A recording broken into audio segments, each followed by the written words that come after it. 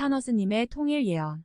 인간 세상에 제일 흥미로운 주제 하나가 미래에 대한 예언이다. 최근에는 과학이 크게 발달했으므로 과학에 근거한 예측이 더 관심이 많지만 아직도 사람들은 전혀 예측하지 못한 것에 대한 예언에 많은 흥미를 가지고 있다.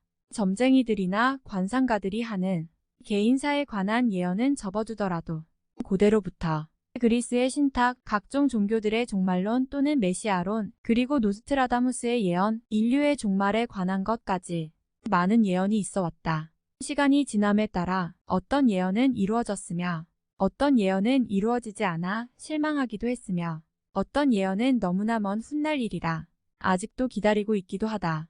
통상적으로 예언은 나라나 사회가 혼란스러울 때 많이 나타난다. 사람들의 불안을 해소하기 위해 필요하고 사회의 변혁에 정당성을 주는 수단으로도 쓰이기도 한다.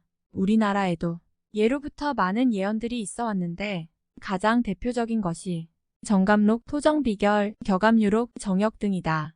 그리고는 소소하게 개인의 운명을 풀어보는 명리학, 무당들도 한몫하고 있다.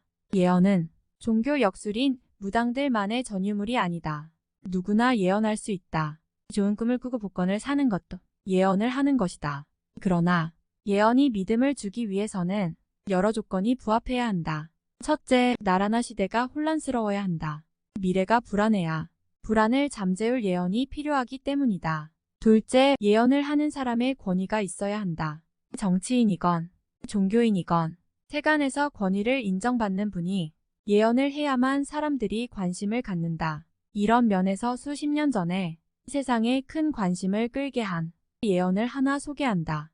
바로 타너 스님의 우리나라 통일 예언이다. 타너 스님은 현대 불교계에서 모르는 사람이 없을 정도로 대단한 위치에 있는 분으로 1970년대부터 1980년대에 이르기까지 성철 스님과 함께 불교계의 스타여 영웅인 분이다.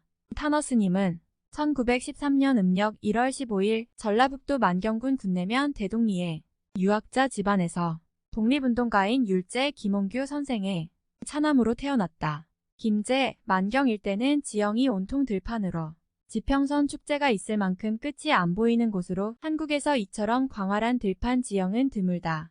풍수가에서 하는 말이 산도 아니고 들도 아닌 곳에 대명당이 있다고 하는데 타너 스님은 바로 이런 동네에서 태어났다. 이런 넓은 들판에서 태어나면 우선 포용력이 큰 인물이 된다. 사방이 터졌으니까 말이다. 갇히지 않는다. 타너생가 주변으로 조선시대 부처님의 환생으로 일컬어질 만큼 대단한 도력의 소유자였던 진묵대사의 생가가 자리 잡고 있다. 그 위로는 한국 미륵신앙의 중창조인 진표율사가 태어난 동네가 있다. 여러 고승 중 이 근방 태생이 많다. 김제, 만경 들판은 한반도의 쌀 창고였으므로 권력의 수탈이 심했다. 수탈에 저항할 수밖에 없었고 새로운 변화의 사상에 관심이 많았던 동네이다. 동학농민군도 이 동네 사람들이 많았다. 동학 이후 보천교의 텃밭이기도 하였다. 타너의 아버지 김홍규는 바로 보천교의 5대 핵심 인물 가운데 하나인 목방주이기도 하였다.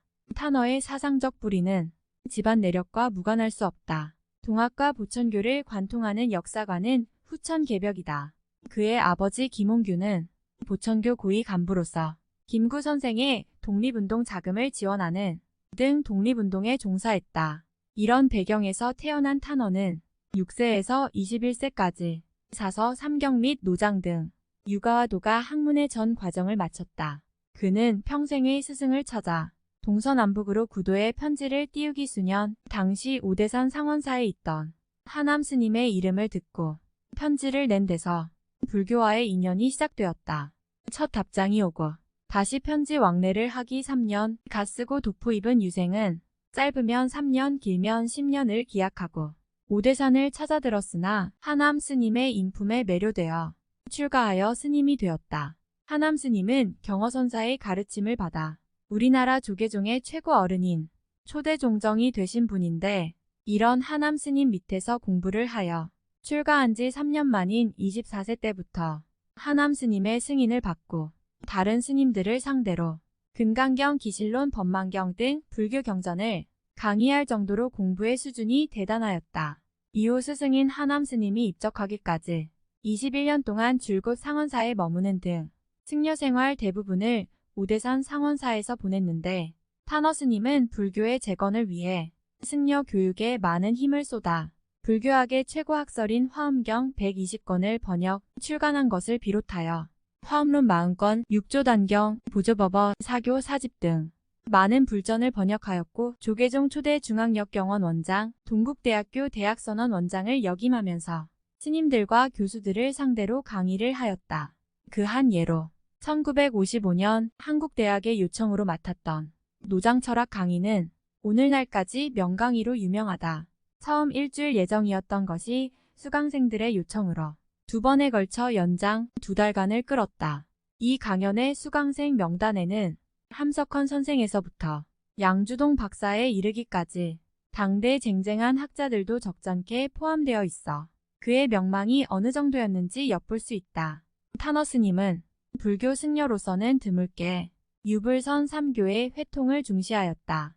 유가와 선가의 경전도 인정하고 이를 수시로 인용하였다.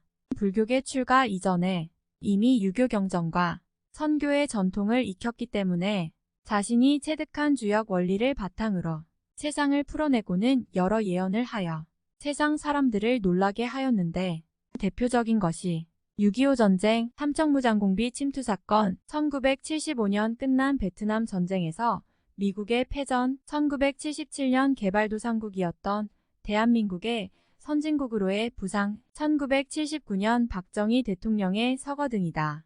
박정희 대통령 서거에 관한 구체적인 내용은 대한불교조 개종 36대 총무원장을 지낸 원행 스님이 쓴 논픽전 탄어 대선사 시봉 이야기에 나와 있는데 불교 신자였던 정승화 참모총장은 당시 오대산 월정사에서 머무르던 탄어 스님을 종종 찾아뵙고는 했는데 탄어 스님은 평소 정 총장이 자신을 찾아올 때면 당신은 너무 우유부단하니 본분에만 충실하면 된다. 나와 그렇게 약속할 수 있느냐? 라고 물었다고 한다.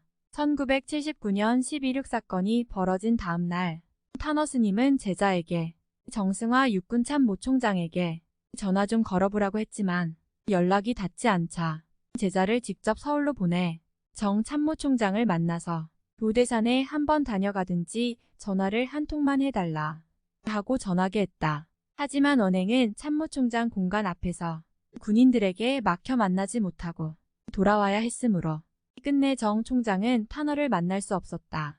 2달 뒤에 10-22 군사 반란로 정승화 육군 참모총장이 전두환에 의해 국군보안사령부 서빙고 분실로 강제 연행되었다. 얼마 지나지 않아 정승화는 자신의 측근이었던 군법사 한 명을 월정사로 보내 감옥에서 공부하고 싶으니 탄어가 강의한 화엄경을 보내달라고 탄어 스님에게 부탁했지만 탄어 스님은 그 사람은 내 책을 읽을 자격이 없다. 가서 그 사람더러 왜 나와 한 약속을 지키지 못했느냐고 내가 묻더라고 전하라. 그는 이미 실기했다 하고 거절하며 돌려보냈다고 한다. 이듬해 1980년 10월 27일 법난이 벌어졌고 정승화 전 총장은 불교에서 가톨릭으로 개종했다. 그런데 일반 사람들이 가장 관심을 많이 가졌던 예언은 우리나라의 통일에 관한 것이다. 탄어 스님은 1975년 월악산 근처의 덕주사에서는 다음과 같은 예언을 했다. 월악산 영붕위로 달이 뜨고 이달빛이 물에 비치고 나면 30년쯤 후에 여자 임금이 나타난다. 여자 임금이 나오고 4년 있다가 통일이 된다. 당시에는 월악산에는 물이라고는 눈을 씻고 찾아봐도 없기에 아무도 이 말을 믿지 않았으나 예언 8년 뒤인 1983년 충주댐이 완공되면서 월악산의 달빛이 물에 비치기 시작했다.